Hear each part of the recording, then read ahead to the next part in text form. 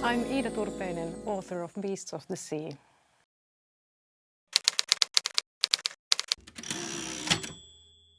Iida, thanks for being here. Beasts of the Sea is your first novel, and it is the most popular debut novel that has ever come out of Finland. That is incredible. Already it has been translated into 28 languages. People are loving this book all around the world. How would you describe Beasts of the Sea in one sentence? Well, it's a story of how a massive marine mammal called the Steller sea cow went extinct only 27 years after its discovery by science, and how one of its extremely rare skeletons ended up in my hometown in Helsinki, Finland. There are many better known extinct species, woolly mammoths, saber-toothed tigers, dodo birds. Why do you think you were so taken with the sea cow that you wanted to tell a story about extinction around that particular animal? Well, the sea cow isn't that well known, but at the same time it's an animal that has a very important role in the history of extinction. Because when Steller and his men found this animal in the 18th century, and when they first encountered the sea cow, they had no idea that animals could go extinct. In their mind, the world was this stable and changeable system created by God for men, and the idea that they could remove a species from this perfect order was unthinkable. So then, when the sea cow ended up disappearing, it brought up so many questions. Where has this animal gone? At first they thought that the animal has just sort of escaped to a more remote island, but in the end they found them nowhere, and the question was raised whether they could have hunted this species to extinction. And it was one of the first animals that brought up this discussion and the idea that we could potentially drive another species to extinction. I mean, it is such a moving book and so beautifully written, and it makes the reader reflect on just that, on human disruption of the natural world. After researching this so deeply and writing this, do you find anything has changed about how you look at the world around you?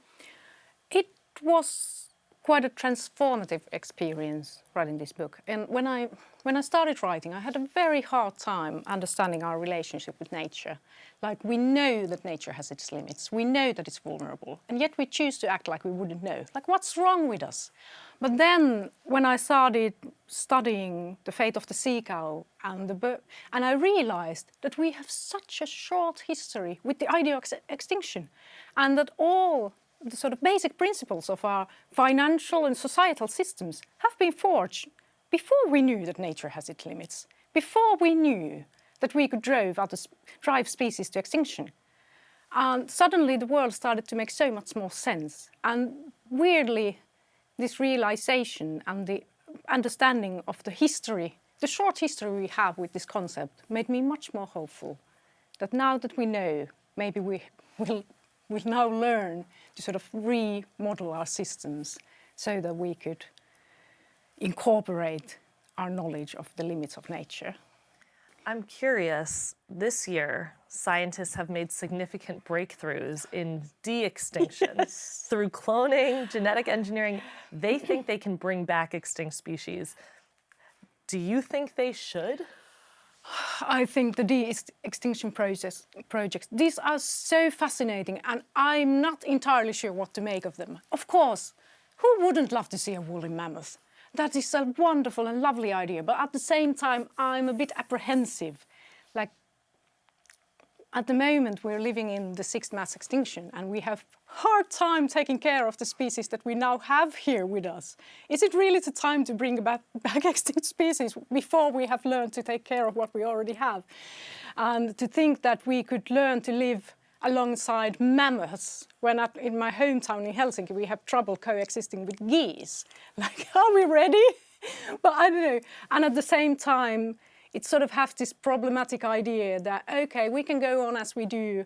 Science will fix our problems and we don't have to change. And I think that maybe it might be better to have a conversation of how we could sort of change our way of living in a way that we could live in a more sustainable way with the species that we already have. So I think these projects are fascinating, but but slightly mind-boggling as well. How much of this novel is backed by actual science and real historical facts? Well, this is a work of fiction, a novel, but the way I like to work, I like to start with real historical characters and real historical events. So the way I work is that I want to get to know the places I'm writing about, the eras I'm writing about, and the people I'm writing about very closely. So I start by digging in the archives, doing a lot of archival work, reading a lot of research. And when I feel like that I know enough of my topic, I know enough of these people, then I can start imagining. To imagine what it might have been like to be that person in that time, in that place, in that situation, how they might have felt, thought, how they might have acted. So for me, this process was this wonderful combination and this wonderful loop between research and imagination. I mean, you can feel the research backed, you can really feel that as you read it, and it is imaginative. Have you always been a big reader? Yes, since I was a kid, really. And libraries have always been my favorite place in the world. I remember when I was a kid, we used to spend our summers in the countryside. And there, every Friday, a bookmobile would visit a farm a few kilometers away. And every Friday, me and my brother, we took our bikes and biked there and anticipated the bus. Look, waited it to appear in the end of the road.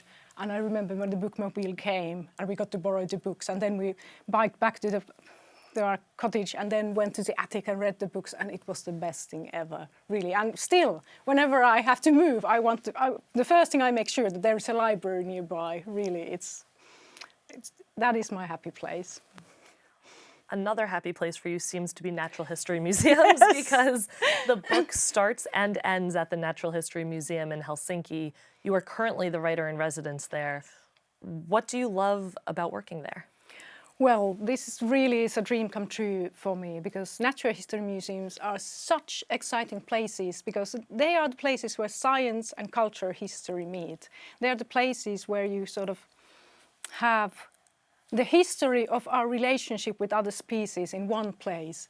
And it is a dream come true to get to work in one of these museums, because what you don't realize is that when you visit a natural history museum, you're only seeing a very small glimpse. But now I have a key to the archives, to the 99% of the species and the archives that are underground. And now I'm just wandering there in the galleries, going through the archives, and it is such a treasure trove. I've found so many wonderful and weird stories.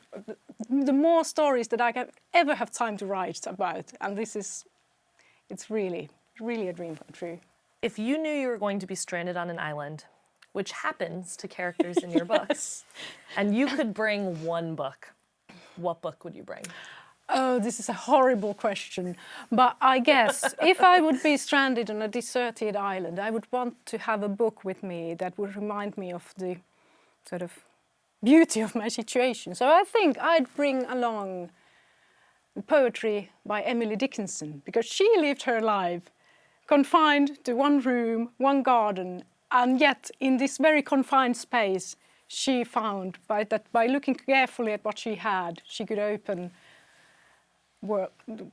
she could just find new worlds wherever she looked at. And I think that for a very deserted place, that kind of a book would be a real treasure to have. So I would go with a book of poetry by Emily Dickinson. I love that. Did you receive any writing advice that helped you along with your first book? I love it that the most common advice for new writers is that write about something you know. I did the complete opposite. I wrote about something that I had no idea of. I didn't know what the stellar sea cow was. I had to check the Bering Sea from the map. So I started from the very scratch. But I think in the end, when we got to the part where we're doing the editing, I think the most useful advice, as I had so much material to work with, 7 years worth of archival work. So I think the most useful advice was not only to think of what I wanted to say, but also what I didn't want to say, what to leave out. And I think that was the most helpful advice I got. Thanks for being here, Iida. Beasts of the Sea is available everywhere books are sold. For Late Show Book Club updates, follow our Instagram, @ColbertLateShow.